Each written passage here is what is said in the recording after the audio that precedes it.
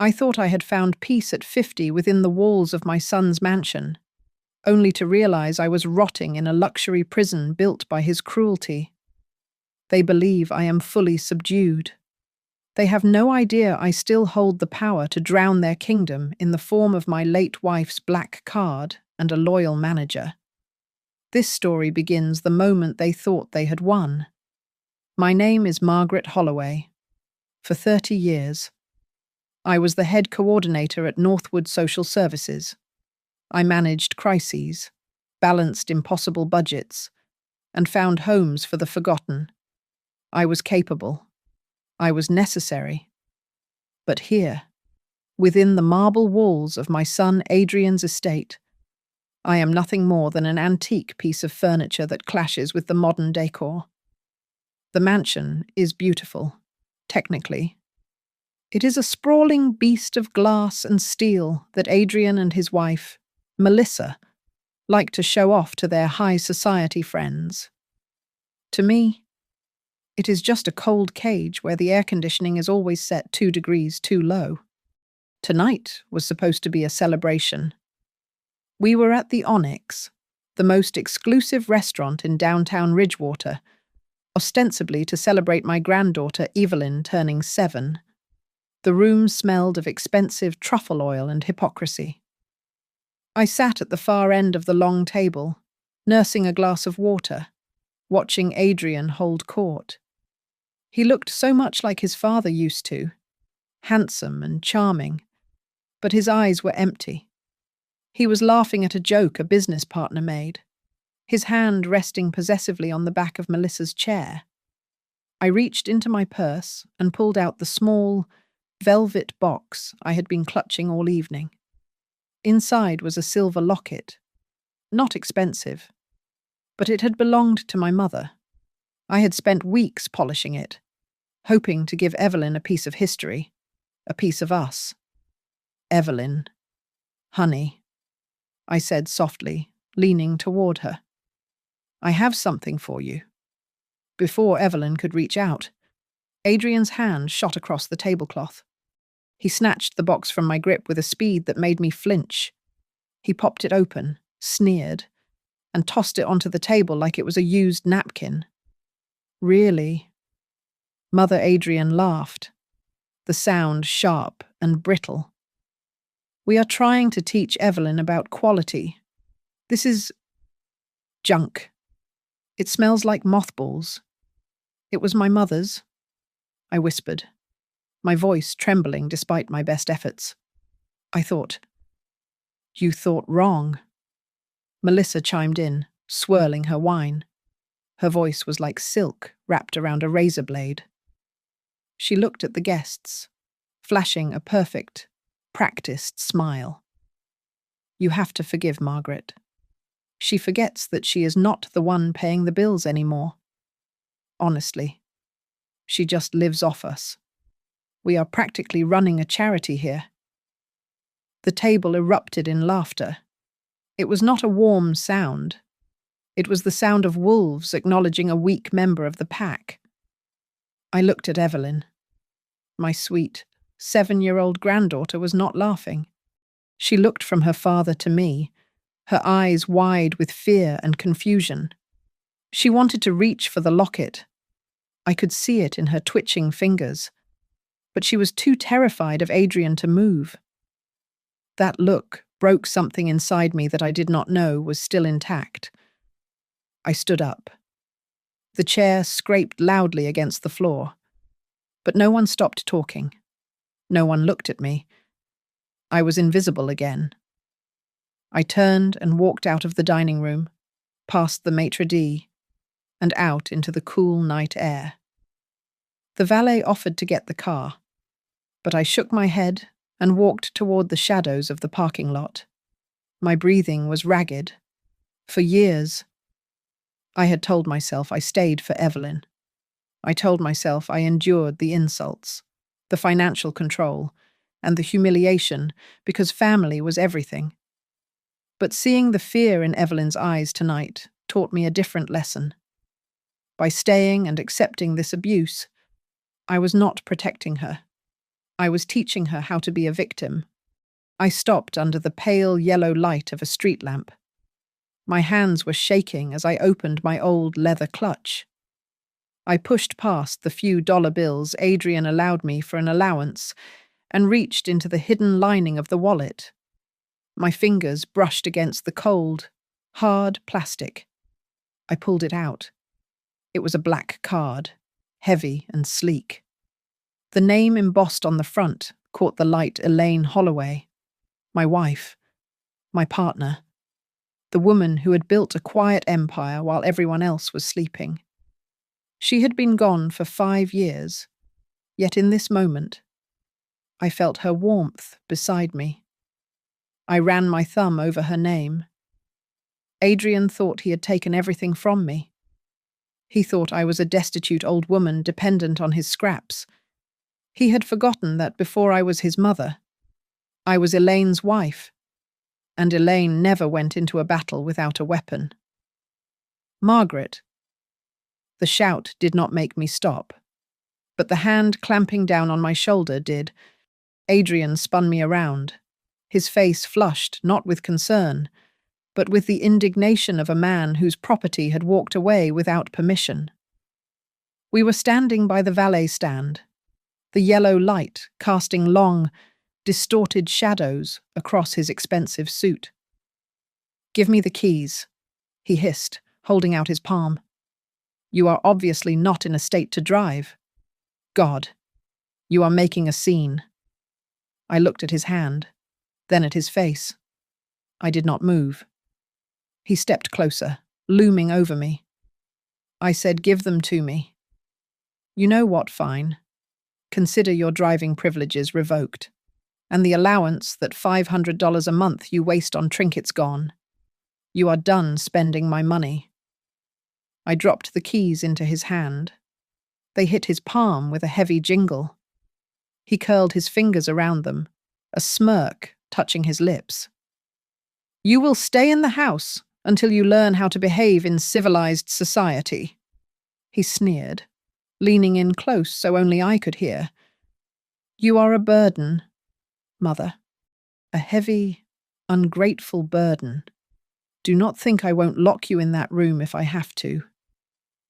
I said nothing. I just looked at him.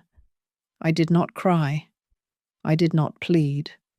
I channeled every ounce of the icy composure Elaine had possessed during her toughest boardroom negotiations. I stared right into his pupils until his smirk faltered. He blinked, unsettled by the sudden vacuum of my emotion. He expected a mother's tears, but I gave him a stranger's judgment. He turned on his heel and stormed back toward the restaurant, muttering about ungrateful old women. I took a taxi home. The ride cost me my last $40, but it was worth it to arrive alone. When I entered the mansion, the silence was absolute. I did not go to the master suites or the guest wings. I descended the narrow stairs behind the kitchen to the basement. This was my domain. While they slept in silk sheets upstairs, I lived in a room that had once been intended for storage. The carpet smelled of damp earth. The single window was a high, narrow slit near the ceiling that looked out onto the dirt of the garden beds. It was cold, grim, and entirely fitting for the prisoner they thought I was. I locked the door. For the first time in years, the click of the lock felt like security rather than confinement. I walked to the small, chipped dresser in the corner. I pulled out the bottom drawer, reached underneath the lining, and felt for the loose board I had pried open 3 years ago. My fingers found the small metal box. I set it on the bed and opened it. Inside lay the black card. It was not a credit card. It was a high-security access key for an offshore private wealth management firm. Embossed with silver letters, Elaine Holloway. My hands trembled, not from fear, but from the adrenaline of a soldier picking up a rifle after a long retirement. I reached for my burner phone, a cheap prepaid device I had bought months ago and kept hidden for this exact moment. I dialed a number I had memorized a decade ago. It rang once, twice. "This is the private line of Martin Weaver." A gruff, familiar voice answered. "Identify yourself?" "Hello, Martin," I said, my voice steady. "It is Margaret." There was a long silence on the other end. Then, the voice softened, thick with emotion. "Margaret, I have been waiting for this call. Is it time?" "It is time," I replied. "Tell me the status, Martin." "Everything is exactly as Elaine left it," Martin said, the professional sharpness returning to his tone. "The trust structure dictates that upon your command, the revocable rights granted to Adrian Holloway are terminated immediately. He has been playing CEO with your capital, Margaret. He thinks he owns the company, the house, the accounts. But he only holds a proxy. Elaine never trusted him. She trusted you. He told me I was a burden tonight.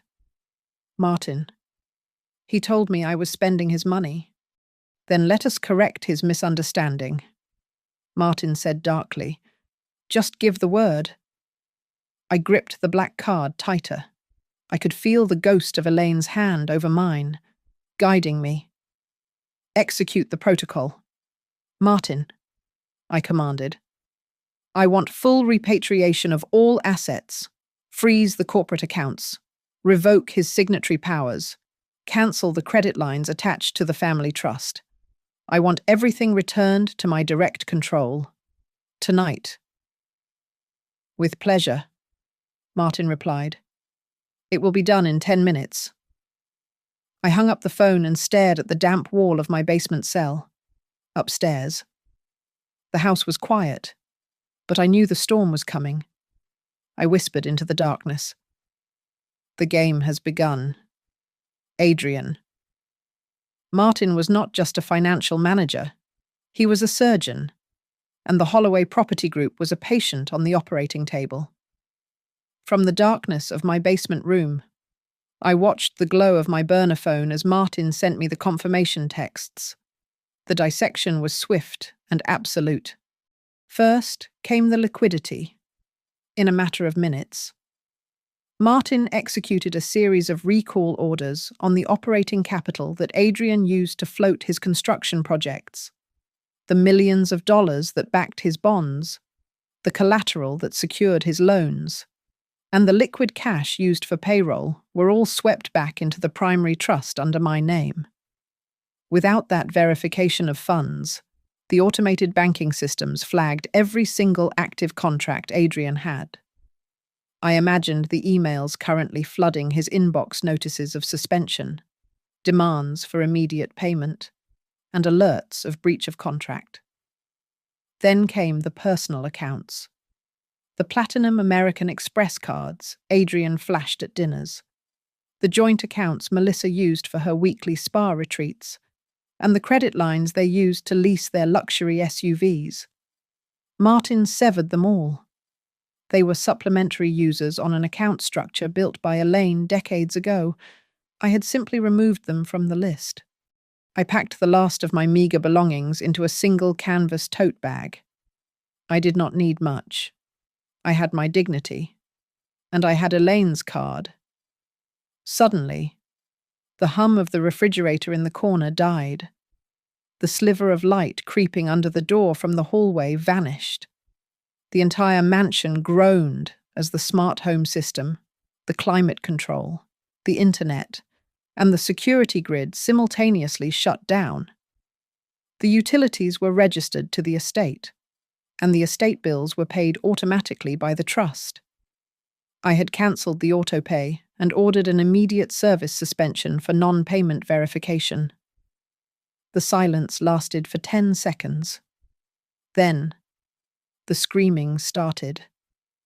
Adrian Melissa's voice tore through the ceiling, shrill and terrified. The lights, The security system is down. We are completely exposed. I heard the heavy thud of footsteps scrambling on the floorboards above. I moved quietly to the back door of the basement, which led out to the sunken garden. I cracked it open just an inch, letting the cool night air flow in. But I stayed long enough to hear the chaos unfold. "I am trying to call the power company," Adrian roared, his voice muffled by the floor, but distinct enough to hear the panic. "My phone isn't working. The service is cut. What the hell is going on? Try the landline." Melissa shrieked. "Dead. It is all dead." Adrian sounded breathless. I could visualize him standing in the dark, frantically tapping at his useless devices, realizing that the invisible infrastructure he took for granted had evaporated. The accounts. My app says, "User suspended." "Melissa, check your wallet. Check the bank app. I can't log in." She cried out. "It says the account does not exist, Adrian. We have no money. We have no power. It is like we have been erased, Mother." Adrian growled. The realization hit him with the force of a physical blow. She did this. I told her I would cut her off. And she, that old hag, did this. The footsteps pounded toward the stairs. They were coming for me. They expected to find a trembling old woman they could shake into submission. They were coming to demand, to threaten, to force me to fix their comfortable little world. I slipped out the door and into the shadows of the garden, closing it softly behind me. By the time they burst into the room, kicking the door open with unnecessary force, I was already blending into the tree line at the edge of the property. I could not see them, but I knew exactly what they found. The room was stripped bare of the few personal touches I had managed to keep. On the stripped mattress, illuminated only by the flashlights of their dying cell phones, lay a single cream-coloured envelope. Inside, in my neat cursive handwriting, was a note that would burn into their retinas. "This money was never yours." Next to the note, I had left the small silver locket Adrian had thrown at dinner. It was polished to a shine, resting on a small velvet pillow. I knew Adrian would be too blind with rage to notice it, but Evelyn would find it. She would come down here when the shouting stopped, seeking the one person who never raised a voice at her. She would find the locket, a quiet artifact of love amidst the wreckage of her parents' greed. I walked toward the main road where a taxi was waiting, summoned by Martin. I did not look back at the dark, silent mansion. The kingdom was crumbling, and the Queen had already left the ruins. I sat in the quiet, sterile safety of a hotel room on the edge of town, listening to Martin play back the audio logs from the security firm. I did not need to be there to see the chaos I had unleashed. The desperation in my son's voice painted a vivid picture, according to the report. Adrian and Melissa had spent the early hours of the morning running like rats in a sinking ship. They had sprinted to the gatehouse of the private community, banging on the glass booth, the night guard, a man Adrian had ignored for 5 years, refused to open the gate or dispatch a patrol to find me. "Mr. Holloway, I am sorry," the guard had said, his voice flat and professional. "The primary resident has flagged you as a non-authorized entity. I cannot deploy resources for you. If you continue to shout, I will have to call the police." "I own this house," Adrian had screamed, his voice cracking. "I am Adrian Holloway. You incompetent fool, open this gate." He was not used to the word no. It broke him. He turned his rage on Melissa in the driveway, illuminated by the headlights of their useless, locked cars. "This is your fault." Adrian spat, pacing frantically in the dark. If you hadn't pushed her, if you hadn't made that stupid joke at dinner. My fault, Melissa shrieked back. I could hear the hysteria rising in her throat. You threw her gift in the trash. Adrian. And now look, I just checked the hidden ledger on the tablet. The one you said was our safety net. It is gone. The transfers. They were intercepted. This was the first crack in their alliance. Melissa discovered that the side accounts Adrian had been funneling money into funds he likely skimmed from the company to hide from her spending habits had been swept up in Martin's dragnet. The assets she thought were theirs were actually just authorized extensions of my capital.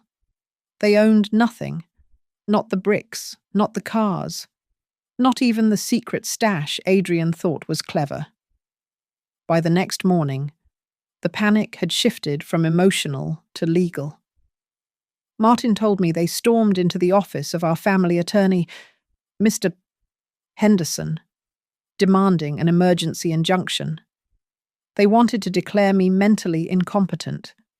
They wanted a judge to force me to sign the checks. Mr. Henderson, a man who had written Elaine's will with ironclad precision, simply slid a file across his mahogany desk. I am afraid there is nothing to contest. Adrian. Henderson told him. The deed to the mansion, the control of the Holloway Property Group, and the trust fund. They are all in Margaret's name. You were granted executive privilege, revocable at any time. Last night, she revoked it. But the reputation. Adrian stammered, the arrogance draining out of him. If the investors find out I have no capital backing, I will be ruined. I have deals pending. You have to fix this, she. She is senile. She doesn't know what she is doing. She knows exactly what she is doing, Henderson replied coldly. And as of 9 o'clock this morning, you have 24 hours to vacate the premises, or she will file for eviction. Melissa collapsed into the leather chair, her face pale. Vacate, but we have nowhere to go. We can't pay for a hotel. Our cards are declined. Then I suggest you find a shelter, Henderson said, closing the file. They returned to the house in a state of mutual destruction. The silence of the mansion was replaced by the noise of their blame. They screamed at each other in the foyer, tearing apart their marriage with the same viciousness they had once used to tear apart my dignity. Melissa called Adrian a failure. Adrian called her a parasite. The veneer of their perfect high society life had been purchased on credit, and the bill had finally come due. In a last-ditch effort to salvage his crumbling ego, Adrian went to find Evelyn. He needed a prop. He needed to feel like a father, or perhaps he just wanted to make sure he still controlled someone. He found her in the playroom, sitting quietly with the silver locket I had left behind. Evelyn, Adrian said, forcing a smile that did not reach his eyes. Come here, sweetie. Daddy needs a hug. Everything is going to be fine. We are just going on a little trip.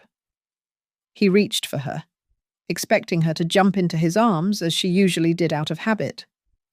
But Evelyn pulled back. She clutched the locket to her chest and looked at him with a clarity that no 7-year-old should have to possess. Where is Grandma? She asked, her voice small but firm. Grandma is sick. Adrian lied, his jaw tightening. She went away. Now come here. No, Evelyn whispered, stepping back until she hit the wall. You made her sad. I saw you. You are mean. Adrian froze. To be rejected by the banks was one thing. To be rejected by his own daughter. The only innocent thing in that house was a horror he was not prepared for. He looked at his hands, then at Melissa, who was weeping in the doorway, and finally at the empty spot where I used to sit. The walls were closing in, and for the first time in his life, Adrian Holloway was truly, completely alone. Desperation has a distinct scent, and my son was reeking of it. Unable to afford a reputable law firm's investigative team, Adrian scraped together the last of his hidden cash to hire Ralph Donovan. Donovan was a bottom feeder, a private investigator known more for blackmail than justice. Martin had sent me his file. The man was sloppy, greedy, and entirely predictable. I was staying at the Pine View Motel in Moonridge, a quiet town tucked away in the mountains. The room smelled of lemon polish and old cigarettes, but it was safe. Or at least, it was safe until my burner phone buzzed at 2 a.m. He found the credit ping. Martin's voice was low and urgent. Donovan traced the transaction for the gas station down the road. He is 20 minutes out. Good, I said, zipping up my small suitcase. Let him come. I did not run in a panic. I moved with the precision of a woman who had been planning this exit for a lifetime. I left the room mostly empty, but on the nightstand, I deliberately left a business card Martin had printed up for me years ago as part of a contingency plan. It read, Dr. Aris Thorne, Geriatric Psychiatry and Memory Care. It was a ghost office, a dead end that would lead them exactly where I wanted them to go. I slipped out the back exit just as Donovan's rusted sedan pulled into the parking lot. I watched from the cover of the woods as he kicked open my door, flashlight sweeping the room. He found the card. He took a picture. The hook was set. By morning, Martin intercepted a call between Donovan and Adrian. She is seeing a shrink. Boss. Donovan rasped over the line. Some memory care quack. Looks like the old lady is finally cracking up. Perfect. Adrian's voice crackled with vindictive glee. If she is seeking psychiatric help, we can prove she is mentally unfit. We can force a power of attorney. I will drag her to a judge and have her committed if I have to. What about the girl Melissa's voice cut in from the background? Sharp and cruel. Bring Evelyn. If Margaret sees the kid crying, she will cave. Use her as leverage. The old hag is obsessed with her. Hearing Melissa suggest using my granddaughter as a pawn made my blood run cold. But I had anticipated their cruelty. They would return to the mansion to grab Evelyn, planning to drag her into this war. But they would find an empty bed. Hours before I left Moonridge, I had authorized my cousin Sarah to pick Evelyn up from school. Sarah lived 3 towns over, a sturdy, no-nonsense woman whom Adrian had banned from the house years ago because she refused to be charmed by him. I had legally designated Sarah as Evelyn's emergency guardian through the trust protocols the moment I activated my authority. When Adrian arrived at the school gates, screaming for his daughter, the principal would simply hand him a restraining order. Evelyn was safe, eating cookies in Sarah's kitchen, far away from the toxicity of her parents. I needed to make sure Adrian stayed focused on me, not on hunting down Sarah. I stopped at a small convenience store 10 miles from the fake doctor's office and bought a bottle of water using Elaine's black card. It was a digital flare, a bright red signal on the tracking software Donovan was using. I got a hit Donovan reported to Adrian moments later. She is just down the road from the doctor's office. I saw her coming out of the store. Boss, she looks bad. She is walking slow, stumbling a bit. I think she is off her meds. She is weak. I was not stumbling. I was not weak. But if Ralph Donovan wanted to sell Adrian the narrative of a frail, confused old woman ripe for the slaughter, I would let him. Keep her in sight, Adrian commanded, his confidence surging back. We are coming. Do not let her leave. Tonight, we end this. I sat in my rental car, watching the road, my hands steady on the wheel. They thought they were closing in on a wounded animal. They did not realize they were walking into the den of a lioness who had nothing left to lose. The glow of the television screen in my motel room flickered, casting long, dancing shadows against the peeling wallpaper. I sat on the edge of the bed, my hands clasped tightly together, watching the performance of a lifetime. On the local news channel, Adrian stood in front of a bank of microphones. He looked disheveled. His tie was loosened, his hair artfully messy, and his eyes were red-rimmed. Beside him, Melissa dabbed at dry eyes with a tissue, looking for all the world like a grieving daughter-in-law. We are devastated, Adrian choked out, his voice cracking perfectly on cue. My mother, Margaret, has been struggling with early-onset dementia for months. We tried to keep it private. We wanted to protect her dignity. But now she has wandered off. She is confused. She is paranoid. And we are terrified for her safety. I stared at his face. It was a masterclass in manipulation. He was not just looking for me. He was building a narrative.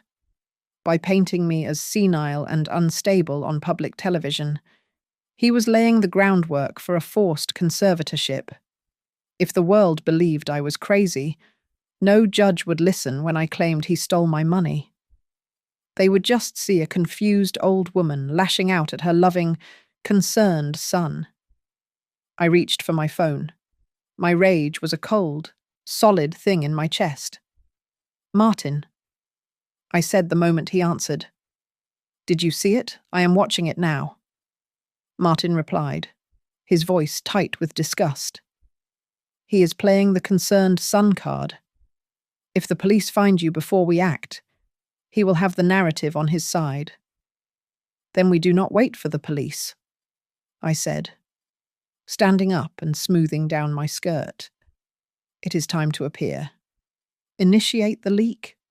I drove to Rivercrest General Hospital under the cover of a grey, drizzling afternoon.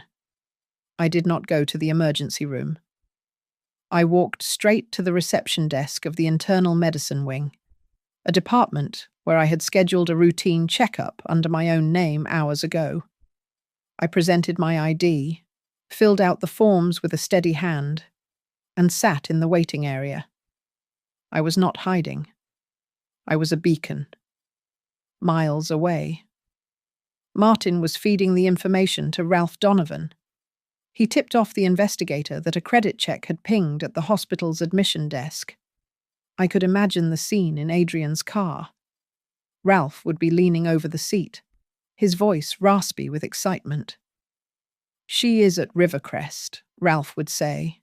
Hospitals are perfect. Boss. Confined space.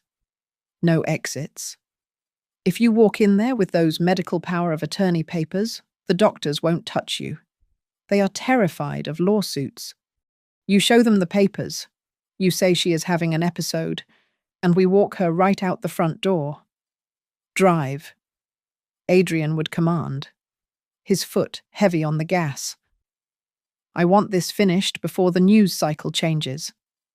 In the passenger seat, Melissa was likely double-checking the documents she had printed out that morning. It was a comprehensive legal package granting Adrian full control over my medical decisions and, by extension, my finances. All they needed was my signature, or a doctor's witness statement that I was incapacitated. They were coming to strip me of my autonomy in the most public place possible. A nurse called my name. Margaret Holloway. Here, I said softly. She led me into a small, sterile examination room. The walls were white. The air smelled of rubbing alcohol and latex. I sat on the paper-covered exam table, swinging my legs slightly. I checked my watch. They would be here in 10 minutes. I adjusted my cardigan and placed my handbag on the counter next to the biohazard bin. Inside the bag was not the mind of a senile woman, but the financial records of a lifetime. I took a deep breath, slowing my heart rate. I needed to look calm. I needed to look sane. And most of all, I needed to look like I was exactly where I was supposed to be. The trap was set. The bait was waiting. I folded my hands in my lap and stared at the door, waiting for my son to come and try to bury me. The double doors of the private waiting room banged open, shattering the quiet hum of the hospital wing. Adrian led the charge, his face flushed with a mix of adrenaline and staged concern, followed closely by Melissa and the hulking figure of Ralph Donovan.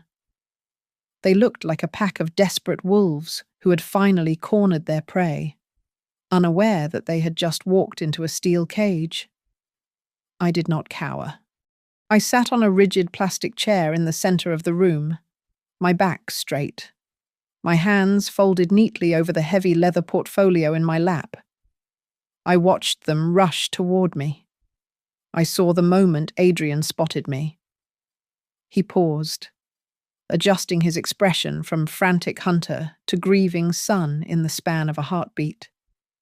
It was a performance that might have worked on the neighbors, but to me, it looked grotesque. Mother Adrian cried out, rushing forward with his arms outstretched. "Oh, thank God. We have been looking everywhere for you. You had us so worried. Why did you run away?" He reached for me, expecting to pull me into a hug that would look good for the nurses passing by in the hallway. I did not move. I did not blink. I simply stared at him with eyes that were cold enough to freeze the blood in his veins. "You are late," I said, my voice cutting through his theatrics like a knife.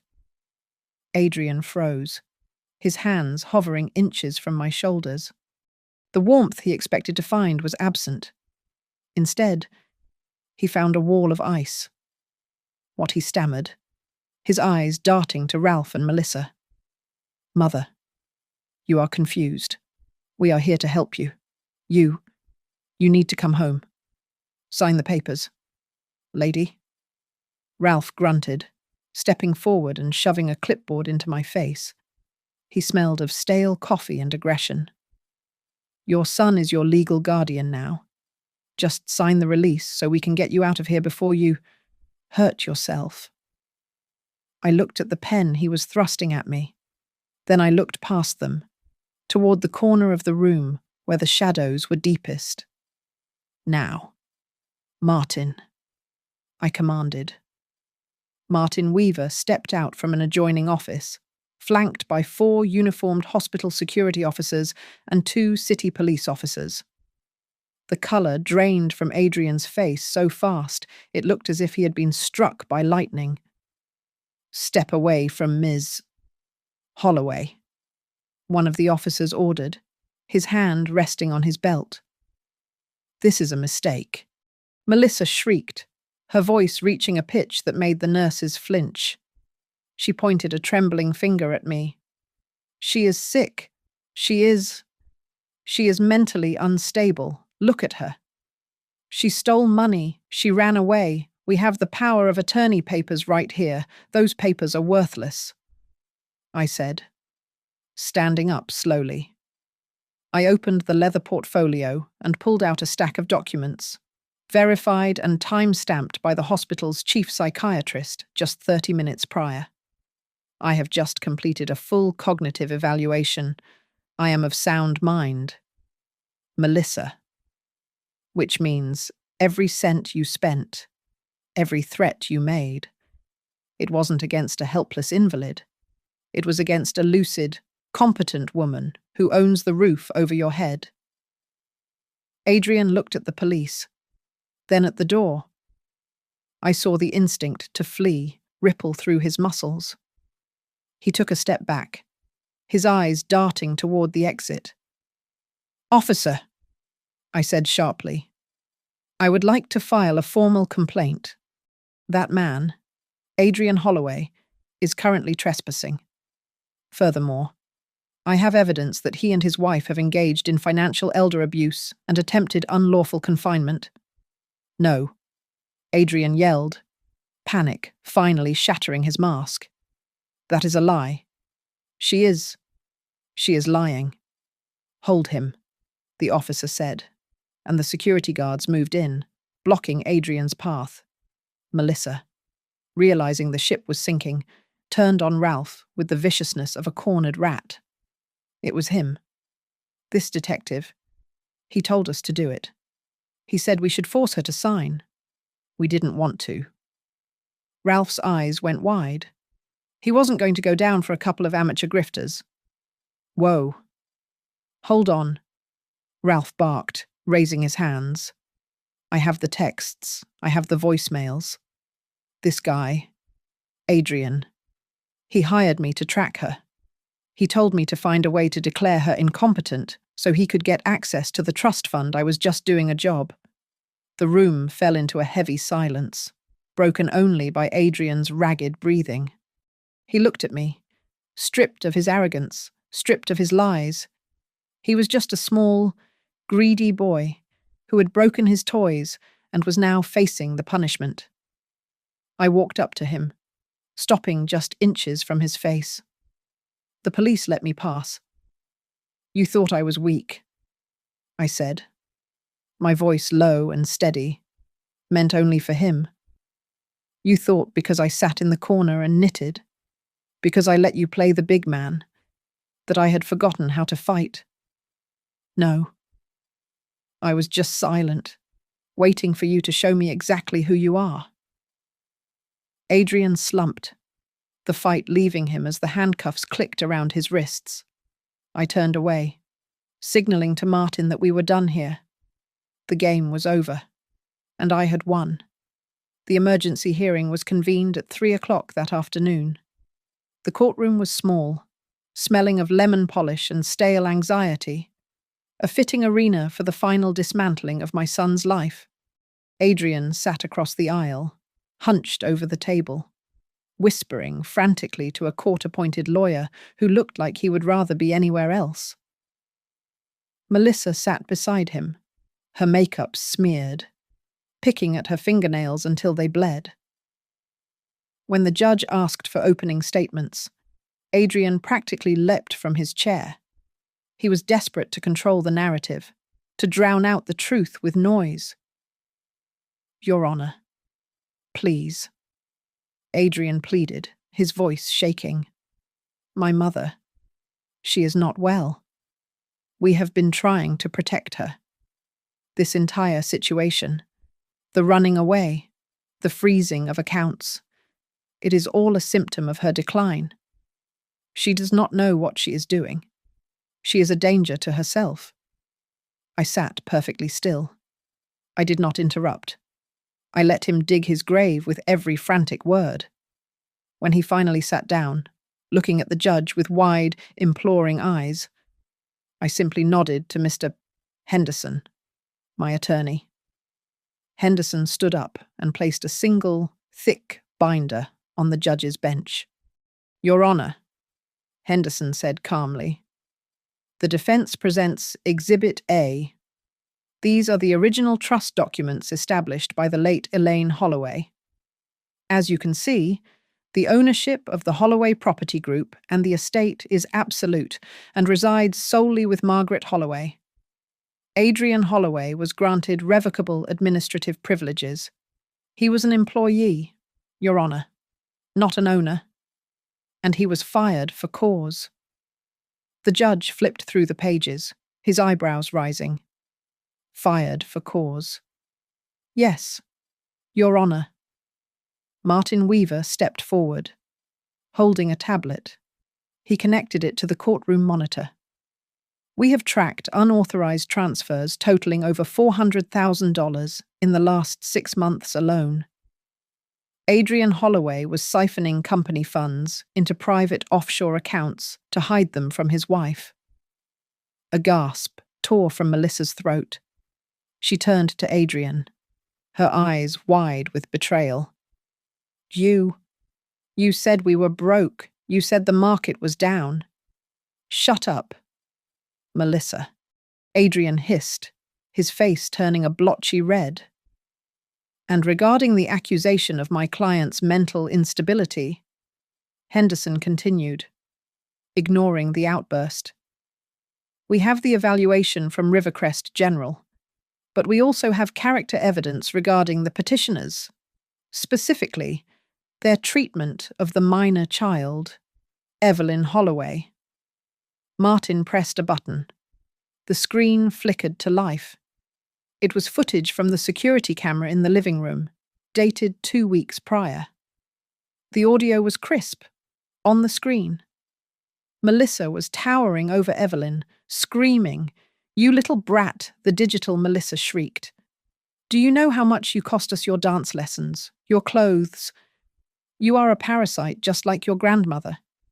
If it weren't for you, we could be in Europe."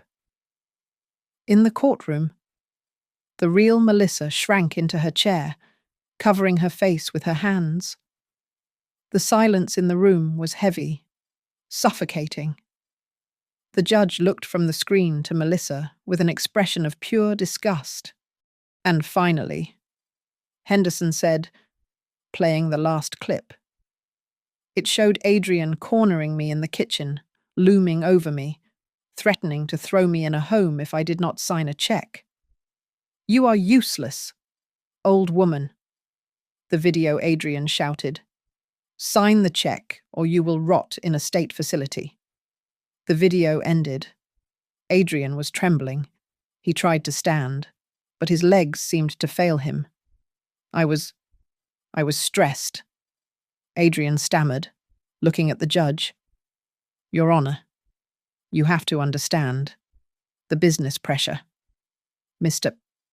Holloway." The judge cut him off, his voice like granite. "Sit down." The judgment was swift and merciless. The judge revoked all of Adrian's claims to the estate. He issued a permanent restraining order preventing both Adrian and Melissa from coming within 500 feet of me or the financial assets. He ordered a full forensic audit of the company, with the likelihood of criminal embezzlement charges to follow. "Your Honor," Adrian's lawyer tried weakly. "My client he is losing his home, his livelihood. We ask for a 30-day grace period to vacate the property." "Denied," the judge said, slamming the gavel. "They have 24 hours to vacate the premises. And frankly, given the evidence of abuse, they are lucky Mrs. Holloway is not pressing criminal assault charges today." Adrian slumped forward, his head hitting the table. He was weeping now, ugly, gasping sobs of a man who realized he had gambled his soul and lost. I stood up. I smoothed the front of my dress. I did not smile. I did not gloat. I looked at the wreckage of my son and felt a strange, hollow peace. As the bailiff led them out, Adrian looked back at me. His eyes were red, pleading for a mother's mercy that he had extinguished years ago. "Mom," he whispered, "please." I looked right through him. "You have 24 hours. Adrian," I said softly, "do not be late." The ink on the court documents was barely dry when the keys to the kingdom were placed back in my hands. Legally, I was once again the sole owner of the Holloway estate, the primary shareholder of the property group, and the master of my own destiny. But as I stood in the foyer of that cold, marble mansion one last time, watching the movers haul away the ostentatious furniture Adrian had purchased with stolen money, I felt nothing but a profound sense of exhaustion. Do you want to keep the master suite? Margaret Martin asked, checking a clipboard near the door. We can have the decorators come in by Monday. I looked at the dining room table where they had laughed at me. I looked at the basement door where I had slept in the damp dark. This place was not a home. It was a monument to my erasure. No, I said firmly. Sell it. Martin. Sell it all. I never want to step foot in this mausoleum again. The real victory was not in the assets. It was in the reunion. I drove straight to my cousin Sarah's house in the countryside. When I pulled into the driveway, Evelyn was sitting on the porch swing, clutching the silver locket I had left for her in the basement. When she saw me, she dropped the locket and ran. She did not run like a child playing tag. She ran with the desperate, stumbling speed of someone fleeing a nightmare. I fell to my knees in the grass just as she collided with me. Her small arms wrapped around my neck with a strength that broke my heart. Grandma, she sobbed, burying her face in my shoulder. I thought you were gone forever, Daddy said. He said you were sick. I am not sick, my darling, I whispered, stroking her hair while my own tears soaked the collar of her shirt. And I am never, ever leaving you again. We are free. Evelyn, we are finally free. We did not look back. 2 weeks later, we arrived in Silverwood Bay, a quiet coastal town where the air smelled of salt and wild roses. It was the place Elaine and I had always talked about moving to when we retired, a dream deferred by life and death, now finally realized. I bought a cottage on a cliff overlooking the ocean, a house with yellow siding, big windows, and a garden that needed tending. It was here, amidst the sound of crashing waves, that I decided what to do with the fortune I had reclaimed. I did not want to just sit on a pile of gold like a dragon. I established the Elaine Holloway Initiative, a foundation dedicated to providing legal and financial aid to elderly women who were being financially abused by their families. I hired a team of sharks lawyers who were just as ruthless as Martin to ensure that no other mother would have to hide in a basement to survive. Evelyn blossomed in the salt air. The shadows under her eyes vanished. She started attending the local elementary school, where the kids judged her by how fast she could run on the beach, not by the brand of her shoes. One afternoon, I watched her from the kitchen window as she laughed with a new friend, her head thrown back, entirely unburdened. It was the most beautiful thing I had ever seen. Martin drove down to visit us a month later. We sat on the back porch, watching the sun dip below the horizon, turning the ocean into liquid gold. The board is stabilizing, Martin said, taking a sip of iced tea. But they are nervous. They need a leader. Margaret, they are asking if you want to sell the company and fully retire. I looked at my hands. They were wrinkled. Yes, but they were steady. They had held a family together, dismantled a corrupt regime, and built a new life from the ashes. I am not done yet. Martin, I said, a smile touching my lips. Tell the board I will be calling in for the Monday meeting. I intend to remain chairwoman. I find that I rather enjoy being in charge. Martin chuckled, raising his glass. I had a feeling you would say that. That night, after tucking Evelyn into bed and reading her a story, I sat in my favourite armchair by the fire. I opened Elaine's old leather-bound diary, a book I had not had the courage to read since she passed. I turned to the last entry she had written, days before she died. Her handwriting was shaky, but the message was clear, a beacon that had guided me through the darkness. My dearest Margaret, age is not a fading of the light. It is a tempering of the steel. Do not let them tell you who you are. And remember, never let anyone decide your worth. I closed the book and looked out at the moonlit ocean. My son was gone from my life. My past was behind me. And for the first time in 60 years, I felt like my life was truly just beginning. Justice is often described as a slow wheel, but when it finally rolled over Adrian and Melissa, it crushed them completely. The court did not view their actions as a family dispute. The judge saw it for exactly what it was: a calculated, malicious attempt to exploit a senior citizen through financial abuse and psychological manipulation. The sentencing was not just a slap on the wrist. They were convicted on multiple counts of fraud and endangerment. While they avoided long prison terms, the judge issued a protective order that was far more devastating to them than jail time. They were legally barred from contacting Evelyn or me for 10 years. A week after the verdict, a letter arrived at my lawyer's office. It was from Adrian. Mr. Henderson asked if I wanted to read it, and against my better judgment, I agreed. It was a pathetic scrawl of excuses. Adrian claimed he had been under pressure, that he had only wanted to protect the family legacy, and in the final paragraph, he begged for forgiveness. He wrote that he was my son, and that blood should matter more than money. I stood by the fireplace in my rental cottage, holding the paper. I did not feel anger. I did not feel sadness. I simply felt done. I dropped the letter into the flames and watched the ink curl and vanish into ash. I did not reply. Silence was the only answer he deserved. "Margaret, look at these offers," Martin said a few days later, spreading documents across my kitchen table. "Competitors smell blood. They want to buy the Holloway Property Group.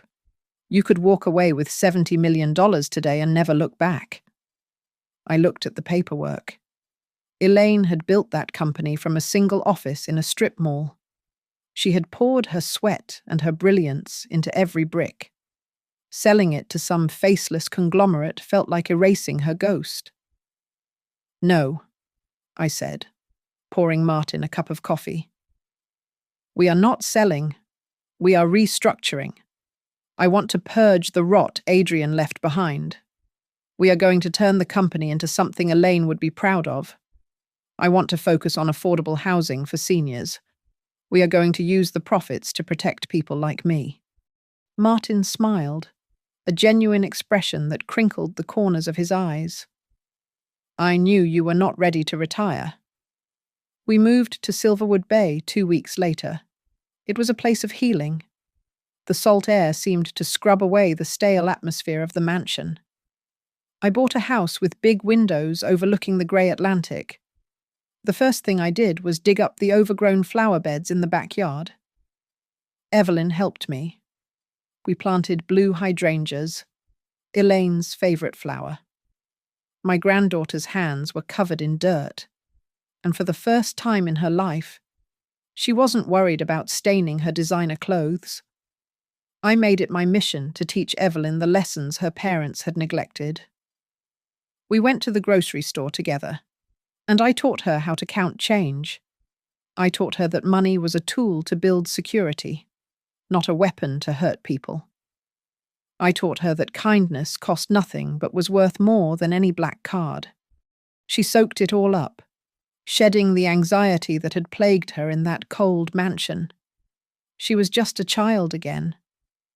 One evening, the sky turned a brilliant, bruised purple as the sun dipped below the horizon. We were standing on the wooden deck, watching the waves crash against the rocks below. The wind was whipping my hair around my face, stinging my cheeks, but it felt alive. Evelyn tugged on my sleeve. I looked down.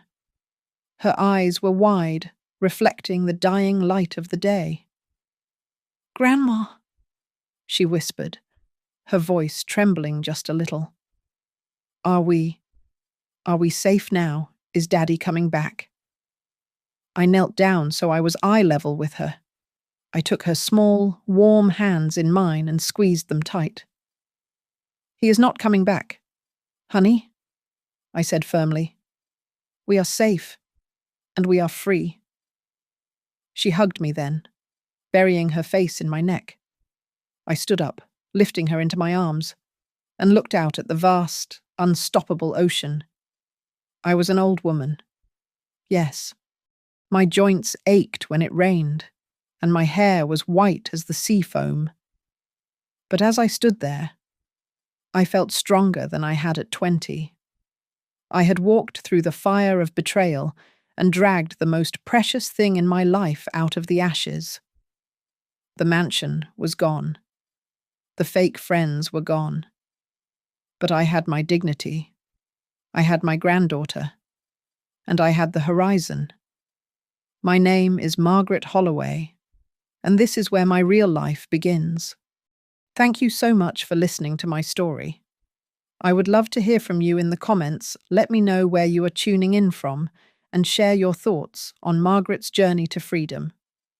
Please don't forget to subscribe to Grandma's Family Diary, hit that like button, and smash the hype button to help this story reach even more people.